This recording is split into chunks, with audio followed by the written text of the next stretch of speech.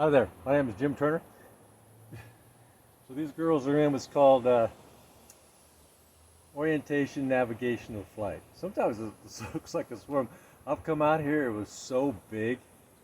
Oh my gosh, they're swarming out. It was so big. I mean, it was just filling this whole, my little bee cave in here. Just big, massive one. So I'm going to, watch out girls. I'm going to pull out the control panel, or observational panel. Oh, you're going to get your butt stuck in there, aren't you? So I'm going to pull out this panel. So that's what it looks like now. And for the time being, I'm just going to try to keep these girls from getting stuck in there. So the time being, I'm just going to leave that like that. All right, I'm going to put you girls back up here. Come on out of there now. You're going to get your butt stuck. Come on. Come on, get. Oh, did I pinch you? Yeah, well, you're going to be okay. Come on. You want to go in there, huh? Okay, so I'll leave them a little out. Well, they can get out over here. They can get out over here. Okay, so what I'm going to do now is I'm going to inspect. I'm going to put this away from that sunlight. That sunlight can be annoying, you know. And so I think it's been over a week. I've just been too busy. I haven't had time to. Oh yeah, please subscribe, thumbs up, ring the bell, leave a comment. And so I haven't had time to take this thing out. But they're really busy building stuff. Last time I looked, I think there was like about, in a 4-day period, there was like 60 varroa mites. I shouldn't let it get this bad.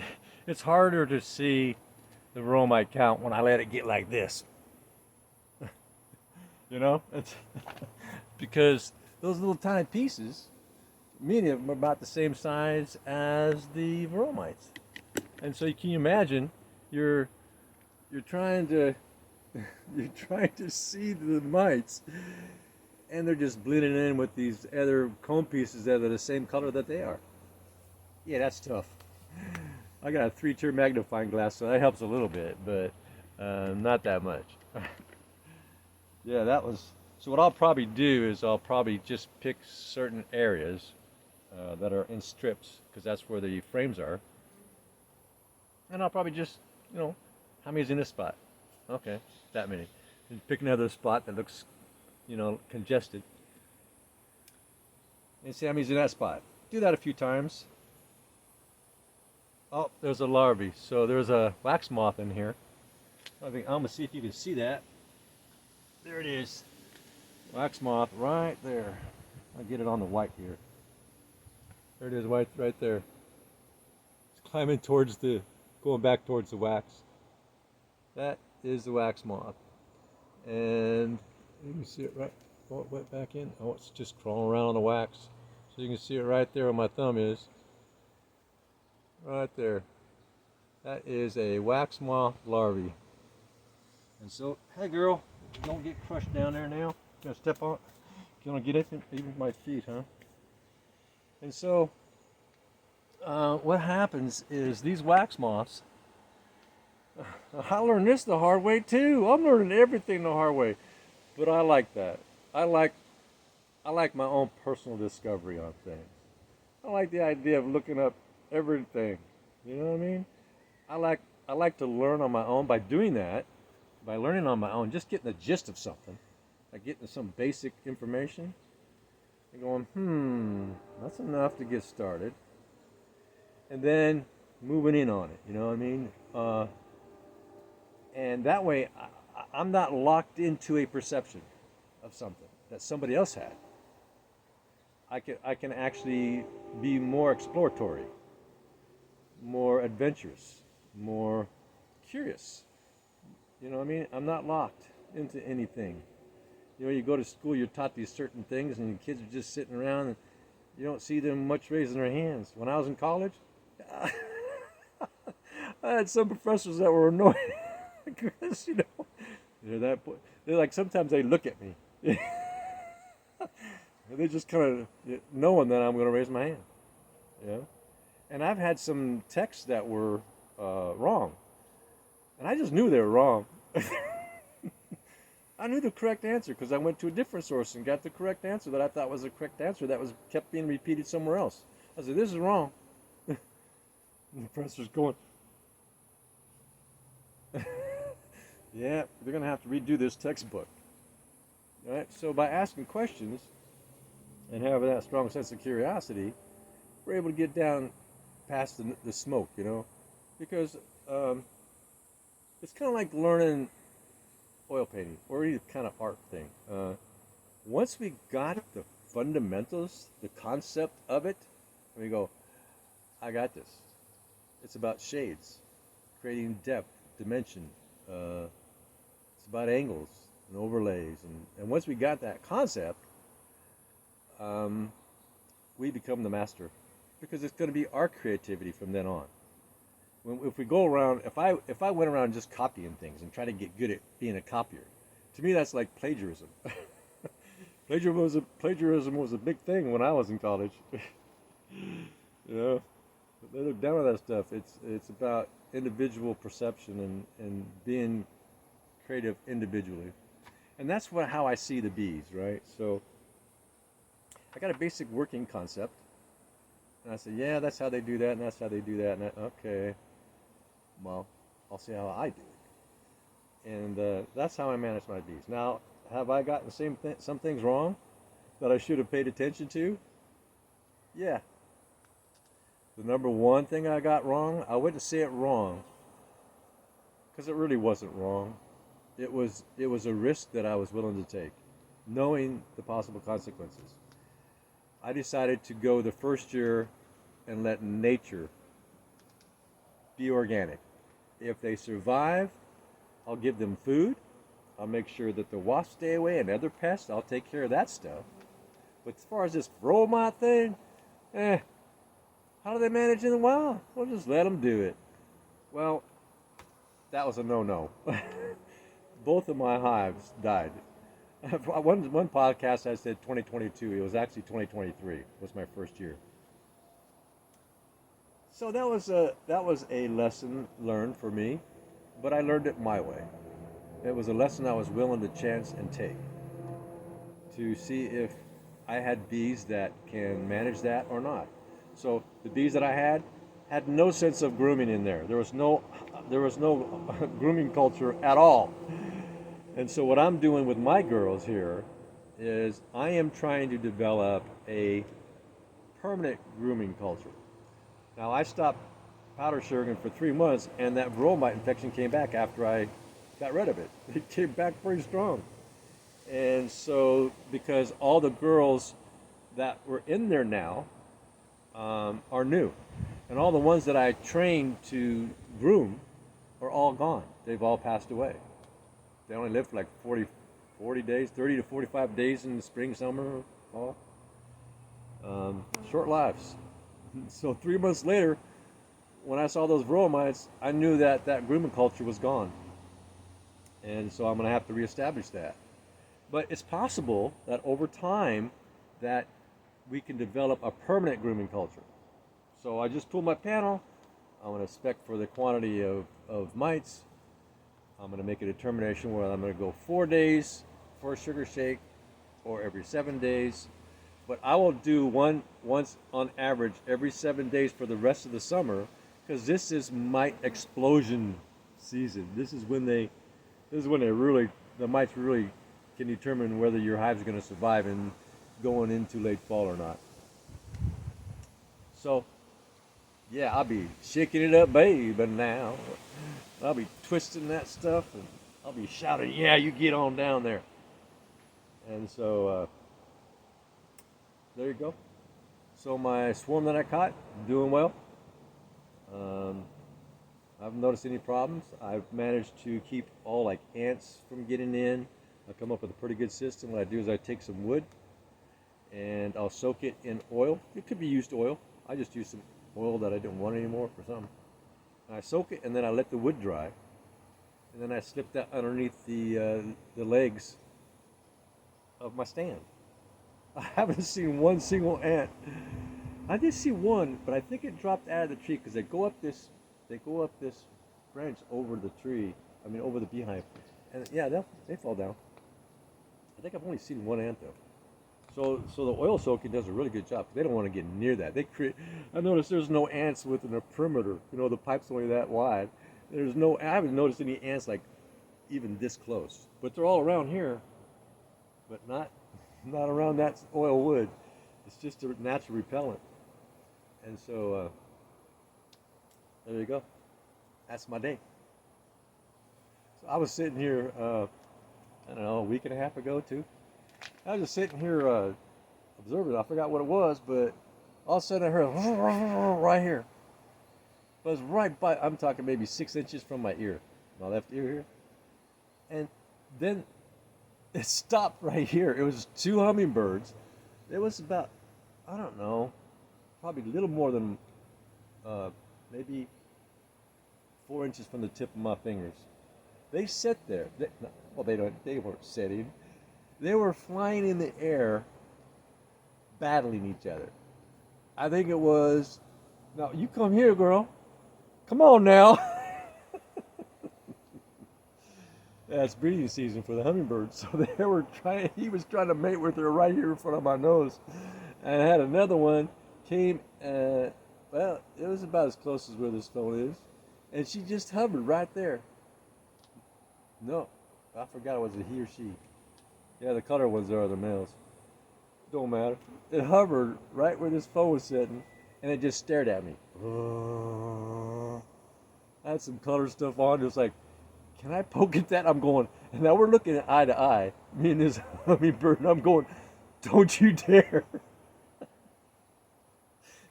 That's a long beak, man. Poke my eyeball out. And, yeah, I've had snakes. Well, the snakes don't come here, but they're all in through there. The other day, I had a couple of frogs. One was a good sized one. It came hopping along underneath my chair. And then moments later, I looked down. Something caught my eye. It was moving. I thought it was a leaf. It was a little baby frog underneath this water thing. Yeah, it's just really cool nature back here. I got salamanders, possums, raccoons, um, squirrels more than I can. Those doggone squirrels, they destroy my garden. They tore up about half of my strawberries. I don't know what they did with them. They took them away. Maybe they could have planted them for themselves somewhere. Crazy imagination. And so, yeah, this is really cool nature back here. I got a wetlands forest behind me, behind this fence back here, and so there's a lot of nature up back, back in there. And it just kind of overflows onto my property. Yeah. And so that's kind of my day. Please subscribe, thumbs up, ring the bell. And I'm going to go in and do an inspection and see what I got. And at the same time, I'll be preparing. This phone constantly seems. Oh, this phone's on the move. It looks like it keeps tilting. Does it seem like it's tilting to you? It was to me. So I'm going to do an inspection on that, and then I'm going to prepare my next replacement panel. I prefer to take it out during the day because they don't sting. They're not going. I've never been buzzed during the day. But you see how many girls were buzzing? This phone still don't look right. I think my eyes are on the move instead of the phone. So, so what's happening? I'll just leave it alone. Is at night when I take it out, I'll squirt them with water to get them all in, block off the entrance, and then I would pull the panel. All of a sudden, there's a girl that comes in right in front of my face, and she's wanting to sting me. I can tell by her body language and her buzzing sound. It's a bee sting. It's a bee sting sound. They'll let you know right before they're ready to go. Not all the time. Sometimes they make no sound. They've already made up their mind. They're going to give up their life, and they're going to try to take you out. Right? And so I've experienced that too. She made no sound. She just got me. But they don't want to give up their lives. Instinctively, they know that they're giving up their lives.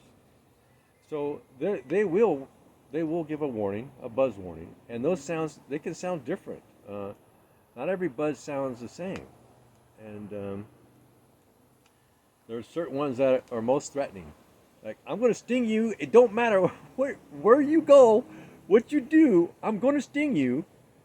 I'm just trying to decide whether I want to give up my life right or not.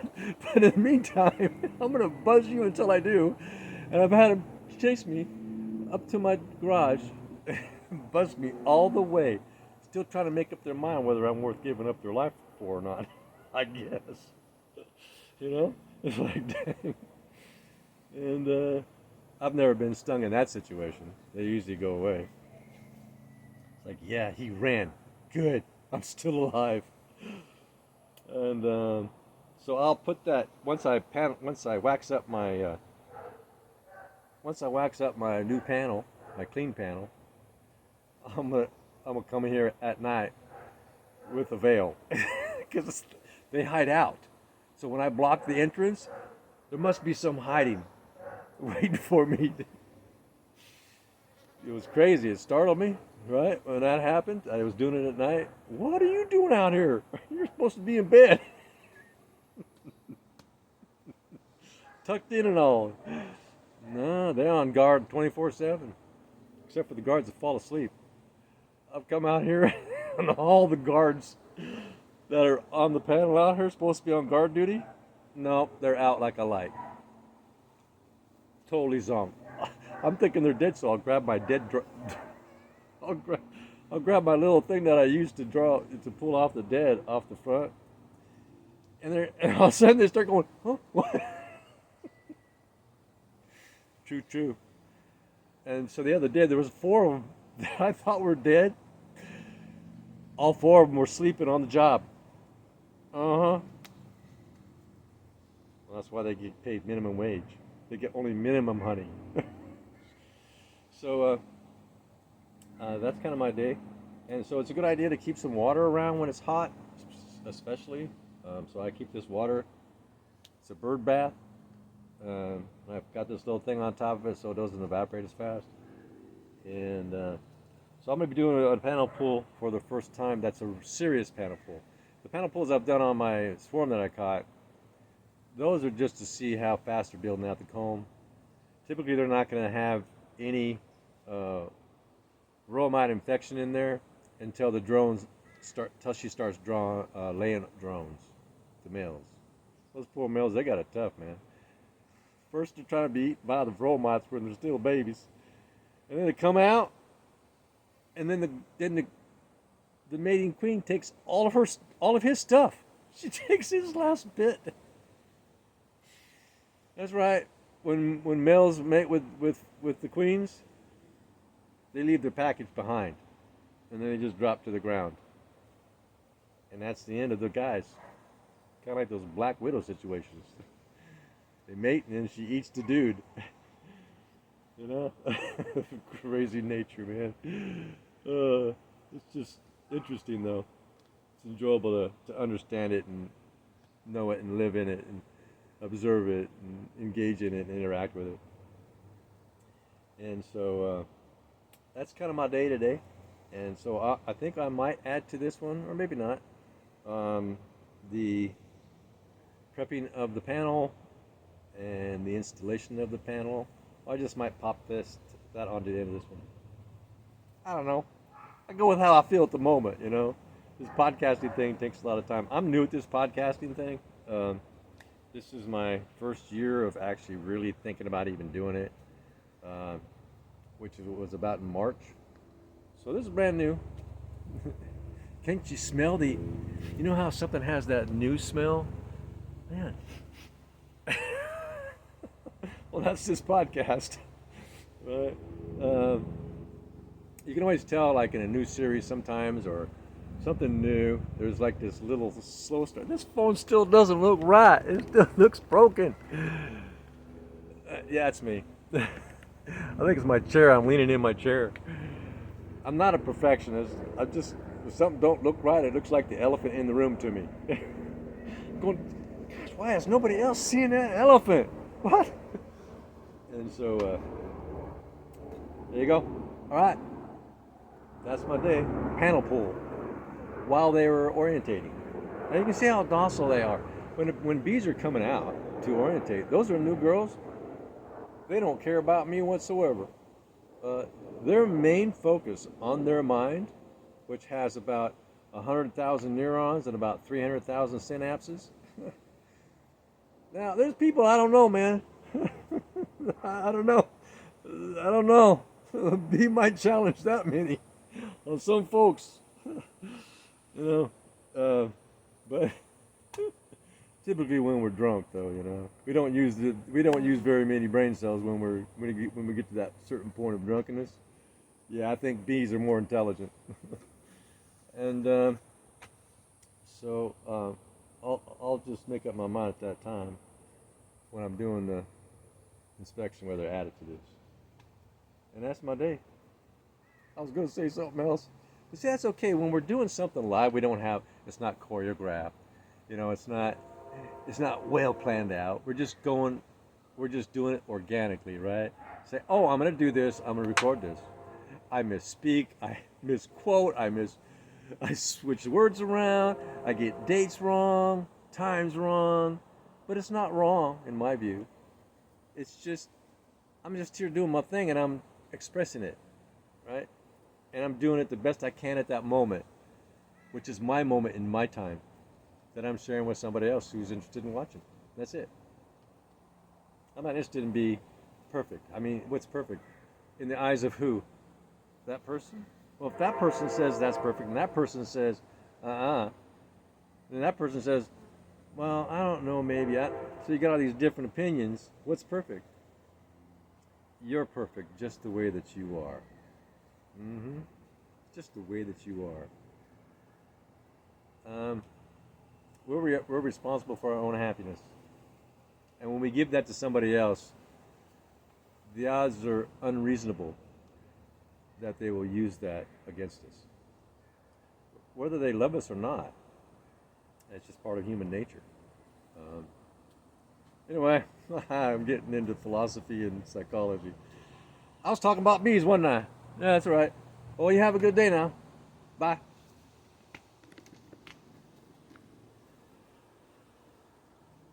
I got more girls than I know what to do with. I must have like 70,000 girls. And they're always buzzing around me.